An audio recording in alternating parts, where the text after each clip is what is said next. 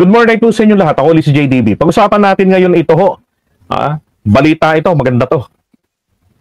Kasi sinasabi ho ng mga DDS na si Trump na ang nakaupo, no, starting January 20.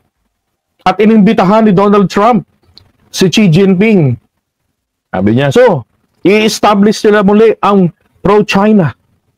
Kumbaga, America is for China. Yung ganon. Nako. Tapos, dito naman sa Pilipinas, di ba? Binabalahura na tayo ng inyong pinapanginoong bansang China dyan sa West Philippine Sea. Ito pong kanilang monster ship, mukhang plano na hong isadsad na ng permanente. Tambayan na talaga itong Scarborough Shoal. Kasi napakahalaga po ng Scarborough Shoal sa totoo lang.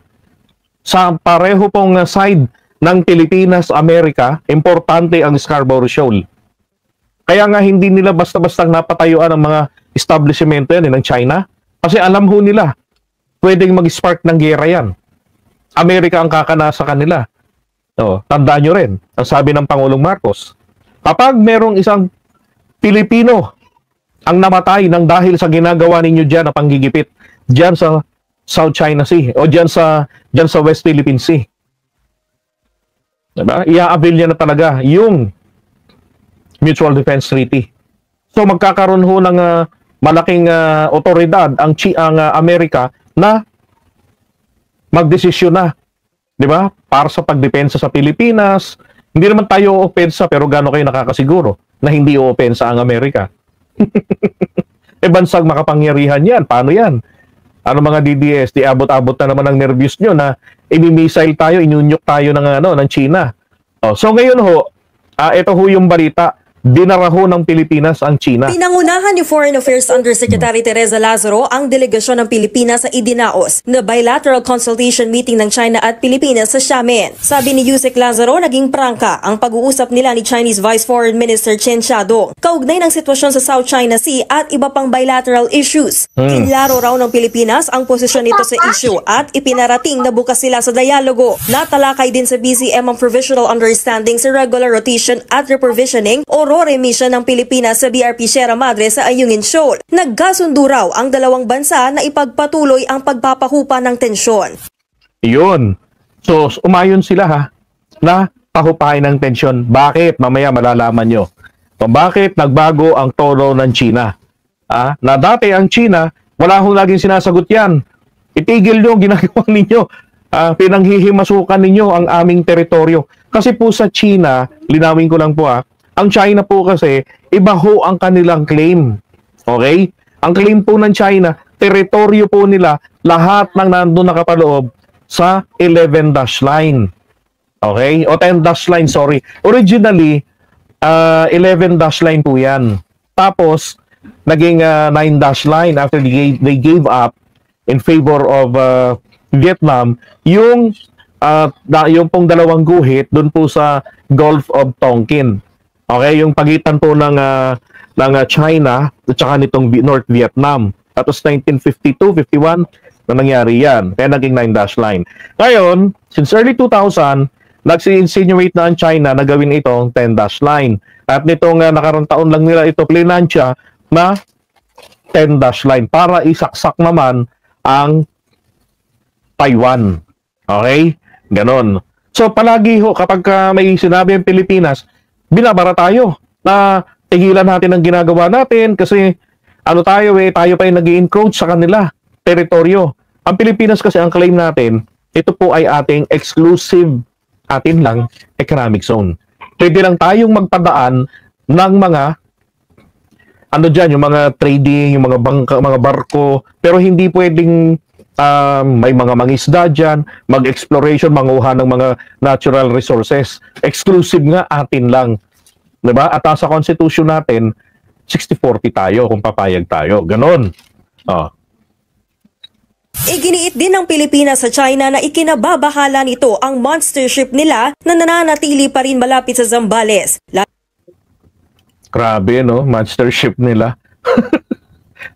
China Coast Eto, pinagtatabuyan sila ng Philippine Coast Guard. Guard Vessel 5901 This is Philippine Coast Guard vessel BRP Gabriela Silang, OPV 8301. You are advised that you are currently sailing inside the Philippines Exclusive Economic Zone, approximately 60.1 nautical miles from the coastline west of Capones Point, Zambales, Philippines. In accordance with Republic Act 12064, the Philippine Maritime Zones Act, the United Nations Convention on the Law of the Sea, of which you are a party, the 2016 Arbitral Award, you do not possess any legal authority to patrol inside the Philippines Exclusive Economic Zone. You are directed to depart immediately. And Sarap pakinggan, ano?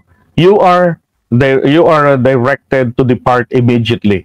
Ibig sabihin, nautusan namin kayong magsilayas dyan. notify us of your intentions. Your illegal activity will be reported to higher authorities. China Coast Guard Vessel 5901. This is Philippine Coast Guard Vessel BRP Gabriela Silang, OPV 8301. You are advised that you are currently sailing inside the Philippines Exclusive Economic Zone, approximately 60.1. Alot pasok ang pwesto ng Chinese ship sa Di ba? Kasi gusto, mukhang gusto na nga nila talaga ng matayuan niya ng pwesto. Hindi makakapanggira ang China, maniwala kayo, nang hindi nila nakokontrol ang paligid ng Pilipinas. Kasi kung titignan nyo na lamang po dyan, mga kababayan, sa mapa na yan, na nakikita natin ngayon, dyan sa screen, di ba? Kailangan nilang mapigilan. So meron na sila rito sa Spratlys. So lahat ng mga manggagaling po rito sa parte ng southern part, no? Tsaka yung usually manggagaling lang dyan Australia, New Zealand, France, yung mga manggagaling dyan Ngayon, may pangharang na sila yung nandito sa may sa may Palawan area. Ngayon, ang kailangan nila yung pangharang nila sa Luzon area. Yan pong Scarborough Shoal sa may parte ng Zambales, 'di ba? Meron nandiyan po yung Subic. Isa yan sa importante para sa mga Amerikano. Ngayon, pangaharang nila, ang neutralize nila itong presence nila diyan sa Scarborough Shoal. At kaya ganun po kaimportante yan na makuha literal ng China ang kontrol. Ngayon, yung monster ship nila ang kanilang ilalagay. Pagbabantayin nila diyan. Ang sasakyan po ng China, ang Coast Guard nila, hindi po ito biro, armado yan. Tanging si Robin Padilla Camote lang ang nagsasabi na yung Coast Guard purely civilian. Ay nako. Iba ang estilo ng China. So ngayon, kinakailangan ng mga Amerikano na mapasok ang South China Sea. Oras na mapasok ang South China Sea at na-neutralize nila itong area ng itong Spratlys at saka itong Scarborough Shoal na hindi magtagumpay ang China na yan ay matayuan po ng base militar nila. Nako, wala na. Ang nalalabi na lamang pong pag-asa ng China ay ang sumuko. Or else, yung buong fleet nila ng pangdigmang pangkaragatan nila, nako, parang lang yan, parang moving target lang yan. Hindi rin naman ngayon po ganun naka-effective yung mga missile na yan sapagkat merong Iron Dome. Yung Iron Dome ngayon hindi na po bakal yung bala minsan. Meron na ang Israel, meron na silang na-develop na laser na. Gaano tayo nakakasiguro na wala pang ganyang nilagay diyan ng Amerika? Kung napansin niyo po, ang pwesto ng mga EDCA sites nandito po sa parting gitna ng Luzon, 'di ba? Diyan sa Cagayan. So saan sila maglalagay ng mga pangdepensa niyan? Siyempre, malapit po diyan sa parte ng South China Sea, sa dagat, malapit diyan. 'Di ba? So sa mga kabundukan, siyempre tatago 'yan. Alangan namang ilanta diyan sa mga media, sa mga publiko na naglagay sila ng mga defense parameters doon. Hindi ho ganun kabobo ang Amerika, 'di ba? Na maglalagay ng defense parameters nila na divulge pa sa publiko. Mga Pilipinong kamote lang kasi gumagawa nun Diba? Kaya ganun na lamang po ang pagsisikap ng Philippine Coast Guard na mapangalagaan yan. Mabuti nga, magpasalamat nga tayo na si PBBM po virtually nireclaim niya yan. Diba? Literal nakuha na ng China yan Nirecognize na ni Duterte yan na nakuha na ng China yan kay Pinoy. Pero si PBBM hindi. Iginiit ni PBBM Noong 2023, na yan ay pag-aari pa rin ng Pilipinas. Bakit? Wala ho kasing effective control. Alam niyo ho, under po ng UNCLOS, kinakailangan, if you say that this part is mine, lalo na yung bato na entitled yan, kung totoo, ano yan, bato yan, diba, pwede yung, diba, kukontrolin mo, sabihin na hindi pwedeng angkinin ito, pero kailangan mo, pag sinabi mong iyo ito, you have to defend that. You have to be there. Kaya ang China nagtayo ng mga base militar. Lalo na wala silang legal basis. Pero ang Pilipinas meron. Ang trabaho ng Pilipinas, ipagsangga lang yan. Kaya nga pinakamagandang gawin natin dyan, total kaalyado natin ng Amerika. Dapat noon pa nilagyan ng base militar yan. Di ba? Kaysa yung mga nagngangaw na ayaw namin ng base militar dito sa Subic. Di dapat dyan, di ba? Sa tapat ng Zambales. Dapat noon pa nga eh. Kaya lang ho, kupal yung mga nakaraang president hanggang sa nitong huli, si Digong. Di ba? Nanalo tayo. Kung tutusin, hindi naman literal na sinabing layas China. Pero yung desisyon na inilabas dun sa 500 mahigit na pages ng arbitral ruling noong 2016, ikinagalit ni Digong. Kasi hindi pabor sa China, bago sa Pilipinas. Yan ba'y makabayang presidente? Pero sa kabila po nun, ginalang natin, nirespeto natin, pinagtanggol dahil po sa pambabudol ng strategies nila na diskarte lang yan ni Tatay Digong. You don't know him. Sa Davao pa lamang yan. Napakahusay. Nahihilo mga kalaban niya. Kaya naman pala nahihilo, napapatay. Diba? Kaya tama ngayon ang ginawa ni PBBM. Na nireclaim niya yan. Hindi man natin magawa na effectively matambayan natin yan, pero yun pong pagpipilit ng Coast Guard natin, lalo yung huli, na nakipag-maneuver sila dyan, pumalag na yung natin, Coast Guard hindi na sila nagpaipit. Kumilos na talaga sila. Tama yun, maging marahas na rin tayo ng magpakita na rin tayo ng angas. Hindi yung pwede, hindi yung winawater cannon ka na, titiisin mo lang. Para kang tanga, para kang batang binabatok-batokan ng mga bully, di ba? Pwede mo namang pagsisipain sa itlog, hindi mo pa gawin. Di ngayon, tama yung aksyon. Bakit? Pinalakas po lalo ng Amerika ang loob ng Pilipinas. Kaya nakuha na ng DFA barahin ang China doon sa meeting nila. At ang China ay pumayag pahupain ang tensyon dyan po sa Ayungin Shoal. Dati ang nila itigil nyo yan. Ngayon, hindi. Payag na sila. Exclusive Economic Zone at paglabag sa Philippine Maritime Zones Act ang pananatili ng nasabing barko. Yun nga lang, walang binanggit si Lazaro kung nag-commit ba ang China na paaalisin na nila ang kanilang monster ship. Pero nagkasundo naman daw ang dalawang bansa na isulong ang Coast Guard Cooperation. Magsasagawa rin ng workshop kaugnay ng Maritime Scientific Cooperation. Maging si US Senator Marco Rubio ikinababahala ang monster ship ng China sa EEZ ng Pilipinas. Kaya nagbabala siya sa China na tigilan na nito ang panggugulo sa Taiwan at Pilipinas. Patay. So yun po yung sinasabi ko na nagbigay ng lakas ng loob ngayon sa Pilipinas. Tandaan nyo ho, maaaring si Joe Biden at si Donald Trump magkalaban sa politika, pero pagkatapos po ng halalan, umiiral po sa kanila ang pagiging isang mamamayang Amerikano. Ganun ho ang nangyayari dyan sa Amerika. Lahat ho ng mga presidente na natapos ang termino, nagkakasama-sama sila bilang mga dating presidente. Hindi na po bilang isang politiko pa na may kanya-kanyang political and personal interest na isinusulong at iniingatan. Diba? Recently lang, nag-usap ang Japan at saka ang Pilipinas at ito pong si Joe Biden tungkol dito po sa relasyon ng Pilipinas, lalo sa depensa. Tapos ang itatalaga pa ng Amerika, nako, anti-China.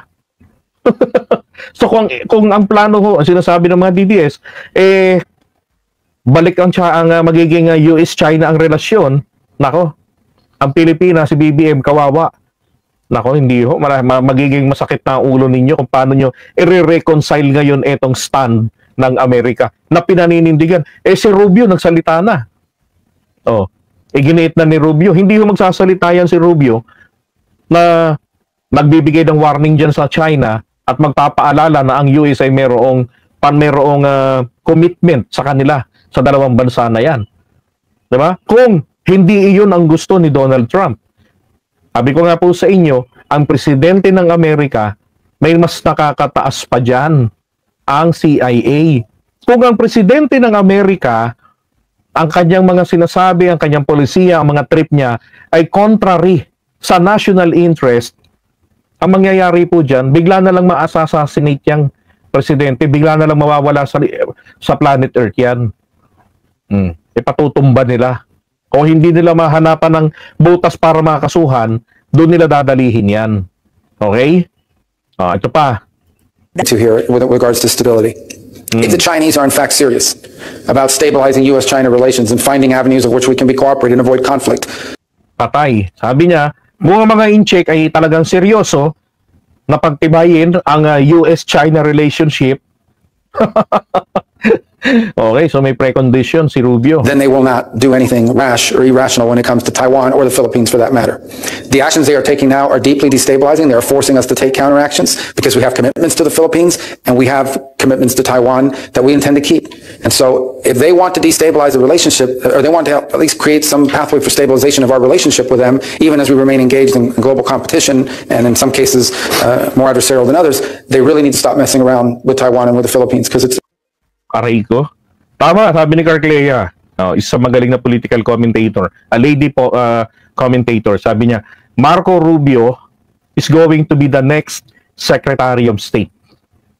Diba? Ayan yung pinaka-ES nila sa US eh. Ang Secretary of State. it's forcing us to focus our... At alam niyo, si Rubio, kilala po ito talagang kontra sa China. Tapos, meron pa ho. Diba? Si Donald Trump, sa starting January 20, ibabalik niya ang tariff. Bubuwisan na. yung mga produkto ng mga dayuhang bansa dun sa Amerika na pumapasok. Ang Pilipinas, siguro hindi naman ganong magiging apektado. Wala tayong pinapasok eh. Ang China ho ang mas tatamaan. Kasi binabaha rin ng Amerika ng mga Chinese products. Diba? So magiging disadvantage yan sa China. Dari kayo mga DDS. Kala ko ba, pabor si Trump? attention in ways we prefer not. Hindi ko rin kasi maintindihan, bakit kinakailangan pag mag-DDS ka, kailangan yakapin mo China? Kailangan maging hudas ka na rin sa bayan.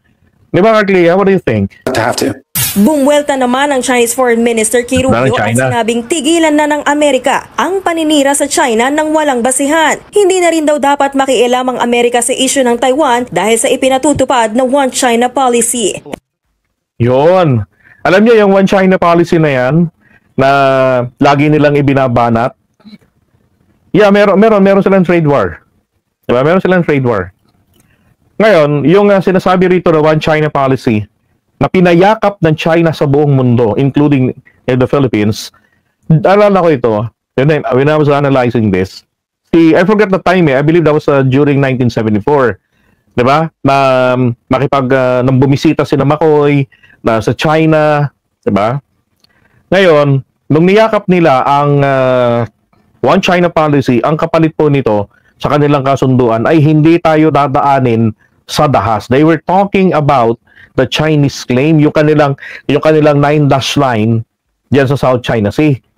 So sa pagsusulong ng China sa kanilang claim, hindi raw tayo dadaanin sa dahas. Yun ang sinang-ayunan doon ni Apo Lakay. Ngayon, dinadaan tayo sa dahas, wala akong presidente magmula kay Cory Aquino na ninakawan literal ng 8 teritoryo dyan. 4 po sa ninakaw sa kanya na kontrolado ng Pilipinas noon ay 4 po nasa loob ngayon ng ating exclusive economic zone. Matindi kay Cory, hindi niya namalayan yun. Nanakunan siya. And then followed by FDR, nakuhaan siya ng isa noong 1995. Di ba?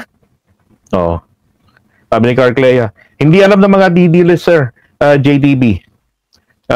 Marco Rubio, who is very anti-China, is a friend of Sentry. Kaibigan niya ni Trillanes. Di ba? Mga D-list ay fan club ng love team ni Chidigs. Right.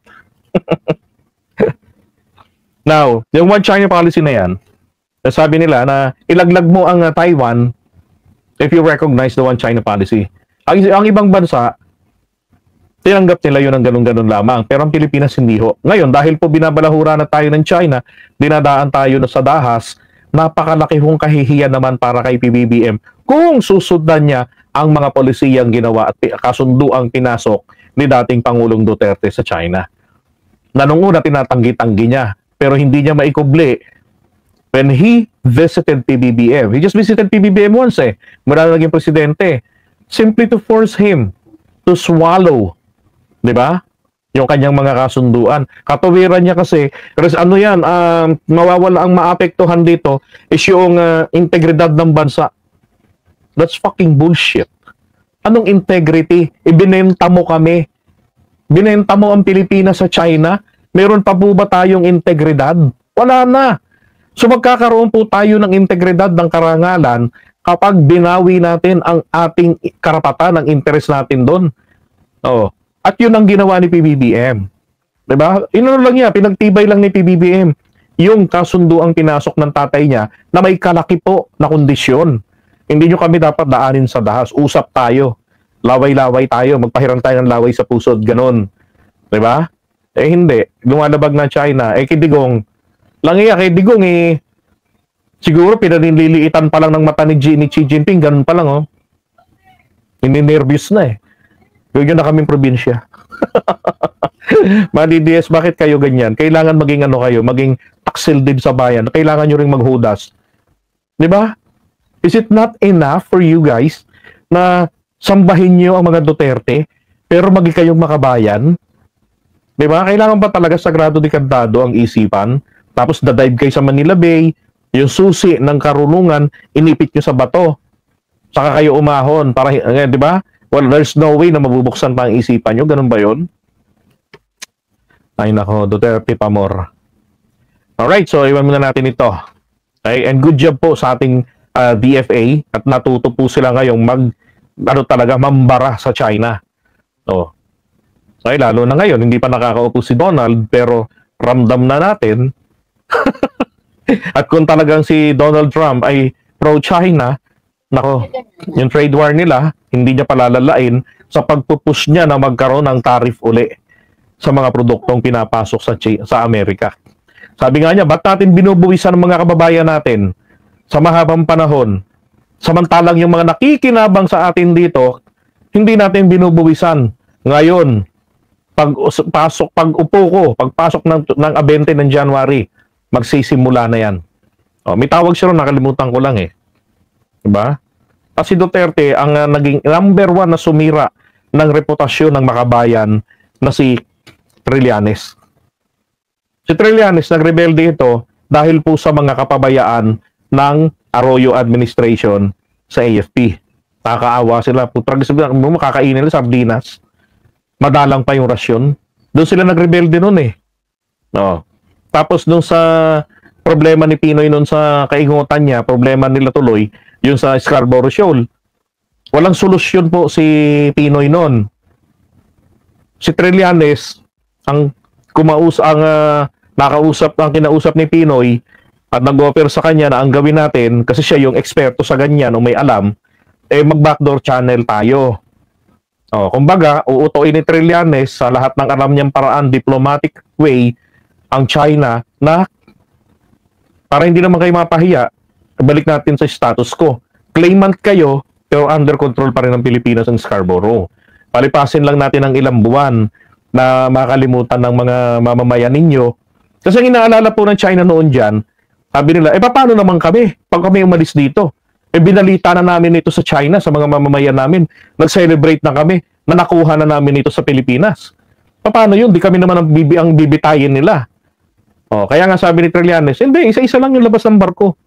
Halos 200 yung ipinasok ng China dyan na mga barko. Isa-isa lang yung labas. Kaya ang bilin niya nung huli kay Pinoy, wag mong nga alisin yung barko natin dun Nalaman ni Trillanes, inalis na. So the only option left for Pinoy is to file a case against China. Diba? Kasi nga po engot siya ganun yung nangyari dyan. Pagdating ni Duterte, kunwari nilalait si Pinoy pero pinapalakpakan ng tenga niya na naagawan. Oh, 'di ba? Pero nung lumabas yung desisyon ng arbitral ruling na pumapabor para sa Pilipinas base sa paliwanag nila, galit na galit siya. Ay nako. All right, so